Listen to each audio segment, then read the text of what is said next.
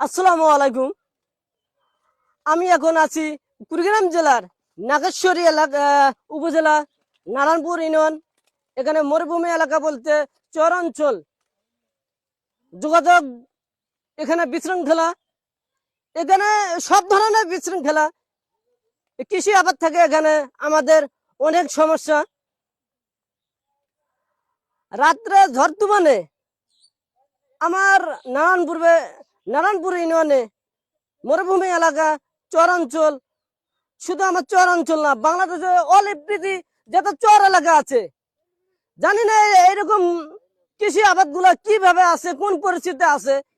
এগুলো আসলে কৃষি অফিস থেকে আসলে খোঁজ খবর নেওয়া উচিত। এখন আমি চলে যাব কৃষির যে ভুট্টা গাছের গৃহস্থর কাছ থেকে আমি চলে যাব, দেখি তারা কত কষ্টে আছে, তারা কি বলতে চায় আর কি। আসসালামু আলাইকুম। ওয়ালাইকুম আসসালাম। আপনি ভালো আছেন? ভাই বেশি ভালো নাই ভাই। আমি যেটা দেখতে পাচ্ছি তার দুঃখ কষ্ট আসলে আমি বুঝতে পারছি। জানি না বাংলাদেশের কতগুলো চর অঞ্চলে এরকম দুর্ঘটি আছে। রাত্রে আজকে রাত্রে ঝড় তুফানে ভুট্টার গাছ আলটি পাল্টি করে দেখেন হেলে গেছে। এখানে গৃহস্থ আসছে ভুট্টার গাছ খাড়া করার জন্য।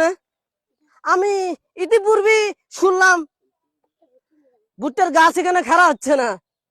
আসলে নিচে মাটি নরম থাকলে কিভাবে খাড়া হবে, সাপোর্ট পাচ্ছে না। আসলে কৃষি আবারও বলতে কৃষি অফিস থেকে এটা সাজেশন দেওয়া, সাজেশন দেওয়া অবশ্যই দরকার খোঁজ খবর নেওয়ার জন্য।